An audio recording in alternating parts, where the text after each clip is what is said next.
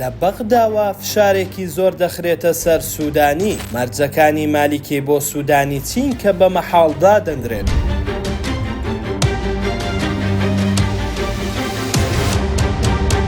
ڕۆژنامەی شەرق الأوسەد وردەکاری کۆبوونەوەی چوارچێوەی هەماهەنگی دەستکەوتووە کە لە 16ی ئاب بەڕێوە چوو کە تیایدا راپۆرتێکی دادگا سەبارەت بە تۆڕی گوێگرتن خراوەتە ڕوو. سەرەتای مانگی ڕابردوو زانیاری سەبارەت بە هەبوونی تۆڕی گوێگرتن میدیا عێراقیەکانی تەنیوە کە دەگوترێ حکوومەتی عێراق لە بەرزترین ئازدا تۆڕێکی سیخوڕی بۆ گوێگرتن لە سیاسیە باڵەکانی عێراقدانەوە. کۆبوونەوەکە بە پێشنیازێکی مالیکی کۆتایی هاتووە و مەرجێکی توندی بەسەر محەممەد شیع سوودانی سەرۆکوەزیراندا سەپاندووە لە بەرامبەر ئەوەی حکوومەتەکەی ناچار نەکات دەست لە کارکێشانەوە پێشکەش بکات. سەرچاوەکان دەڵێن سەرکردەکانی چوارچێوەی هەماهەنگی گوێیان لە تۆمارە دەنگیەکان گرتووە کە هەنێک کەس لە بەرزترین پۆستی باڵای حکوومەتدا قسە دەکەن و باسی چاودێریکردنی سیاسەتمەداران و بەرپرسانی عێراق دەکەن کە دیارترینیان قەیس خەزعەلی و نووری مالیکی و کەسانی دیکەن. بە گوێرەی سەرچاوەکانی ڕۆژنامەکە